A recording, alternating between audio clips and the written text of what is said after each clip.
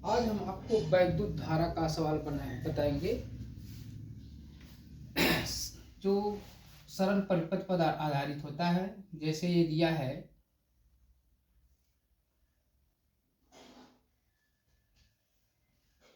यहाँ 5 ओम है, यहाँ 5 ओम है, यहाँ 5 ओम है।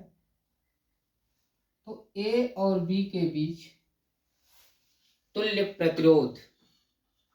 अब ये किस क्रम में है? ये जो क्रम दिया हुआ है श्रेणी क्रम का है। किस क्रम का है? श्रेणी क्रम। श्रेणी क्रम में धारा का मान समान होता है, लेकिन विभव का मान भिन्न होता है। V1 यहाँ पर V2 बहेगा, यहाँ पर V3 बहेगा। तो आपका सूत्र होता है R बराबर R1 plus R2 plus R3, अर्थात R बराबर लिख सकते हैं 5 ओम प्लस 5 ओम प्लस 5 ओम बराबर आपका हो गया 10 ओम। इस क्रम को हम श्रेणी क्रम कहते हैं। इसका तुल्य प्रतिरोध R बराबर 5 ओम आता है। अब इसी क्रम में दूसरा सवाल नंबर पहला था। दूसरा सवाल, जैसे इस क्रम, दूसरा और तीसरा है, पूछेगा A तथा B के बीच तुल्य प्रतिरोध। इसका मान लीजिए 2 ओम है, यहाँ भी 2 ओम है, यहाँ भी 2 ओम है। समांतर क्रम में विभव का मान समान होता है, परंतु धारा का मान भिन्न भिन्न होता है।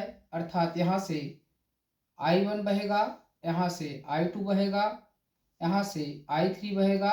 मान लेते हैं यहाँ जो प्रतिरोध लगा हुआ है R1 के बराबर है, ये R2 के बराबर है, ये R3 के बराबर है। अर्थात इसका ठीक अगर कुल प्रतिरोध हम लेते हैं I, दूसरा सवाल चलते हैं हम लोग। I बराबर I1 plus I2 plus I3। विभव का मान समान है इसमें, तो यहाँ पर होगा V बटे R1 V बटे R2 प्लस V बटे R3। V का मान समान होगा तो 1 बटा R बराबर 1 बटा R1 प्लस 1 बटा R2 प्लस 1 बटा R3। जो हमारा R1 का मान 2 ओम, इसका मान 2 ओम, इसका मान 2 ओम, तो 1 बटे R बराबर 1 बटा 2 ओम प्लस 1 बटा 2 ओम प्लस 1 बटा 2 ओम। यहाँ पर हर समान है तो अंशों को जोड़ लेते हैं। 1 बटा R बराबर 3 बटे 2। अब इसका व्युत्क्रम करेंगे तो R बराबर 2 ऊपर चला जाएगा, 2 ओम बटे 3 ओम। ये हमारा आंसर हुआ। अगर यही प्रतिरोध हम श्रेणी क्रम और समांतर क्रम में दोनों देखते हैं, जैसे नेक्स्ट एग्जाम्पल हम लेते हैं, एग्जाम्पल नंबर 3। तीसरा एग्जाम्पल चलते हैं हम लोग। जैसे फिगर आपका है 2,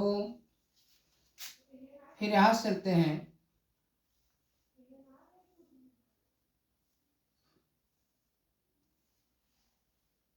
फिर यहाँ पर 2 ओम, यहाँ पर भी 2 ओम। पूछेगा A और B के बीच तुल्य प्रतिरोध। A और B के बीच तुल्य प्रतिरोध। पहले हम यहाँ से चलना प्रारंभ करते हैं, यहाँ पर, फिर यहाँ से 2 श्रृंखलाएं बनती हैं। इसको R1 मान लेते हैं, इसको R2 मान लेते हैं, तब इसको R3 मानते हैं।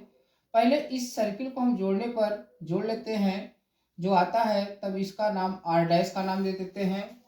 तो लिखते हैं यहाँ पर R1 तथा R2 समांतर क्रम में है, समांतर क्रम में है, तब 1 बटा R डैश बराबर 1 बटा R1 प्लस 1 बटा R2, अर्थात 1/R डैश बराबर 1/2 ओम प्लस 1/2 ओम बराबर 2/2 ओम, अर्थात R डैश बराबर 2 ओम बटे 2, 2 से काट देंगे तो आपका आएगा 1 ओम। यह पूरा जुड़ गया। इस पूरा जुड़ने के बाद आपका पूरा आया 1 ओम, जो इसकी तुल्य प्रतिरोध इतने सर्किट का 1 ओम हो गया। अब इस सर्किट जो हमारा तैयार हो जाता है, तब हमें ये प्रतिरोध R3 और R डैश किस क्रम में हो जाएंगे? श्रेणी क्रम में हो जाएंगे। जहाँ लिखेंगे R डैश तथा R3 किस क्रम में है? श्रेणी क्रम में है। श्रेणी क्रम में है। तब अब यहाँ प्रतिरोध तो जोड़ना नहीं है, तब यहाँ पर हम लोग लिखेंगे प्रतिरोध R बराबर R डैश प्लस R3, या R बराबर R डैश की वैल्यू कितना निकाले हैं? मान निकाले कितना? 1 ओम। 1 ओम प्लस 2 ओम बराबर 3 ओम हो गया। यह हमारा तुल्य प्रतिरोध ज्ञात हुआ। एग्जाम्पल नंबर 4 चलते हैं हम लोग।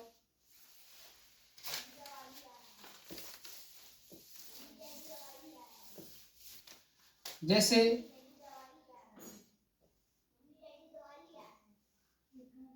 2 ओम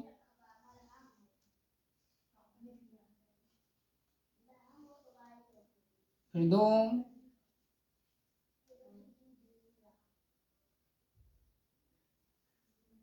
ओम, फिर यहाँ भी 2 ओम, फिर यहाँ भी 2 ओम, फिर यहाँ भी 2। अब P A B के बीच प्रतिरोध निकालना है।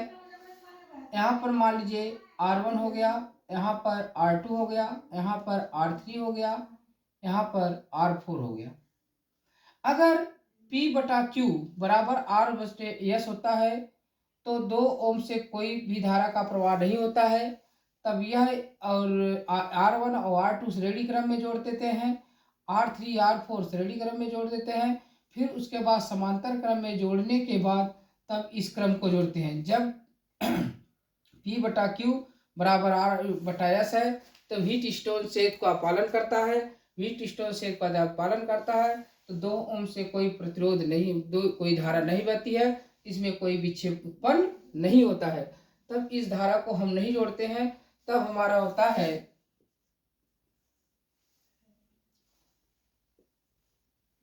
R1। तब इस धारा को R1 तथा R2 श्रेणी क्रम में है तो R डैश बराबर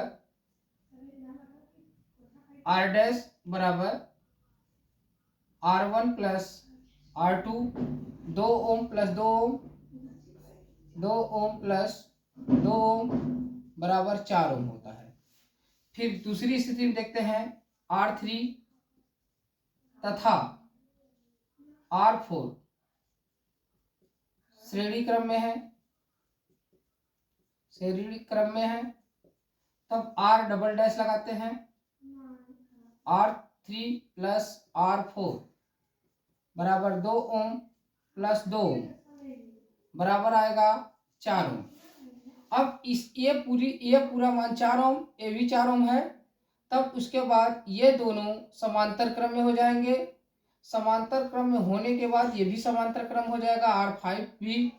अब लिखेंगे R dash, R double dash तथा R5 समांतर क्रम में है। तो तुल्य प्रतिरोध समांतर क्रम में 1/R बराबर 1/R dash plus 1/R double dash plus 1/R R5।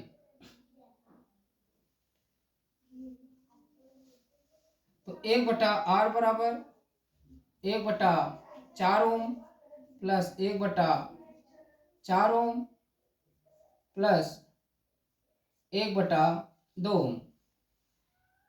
1/R बराबर 4 ओम।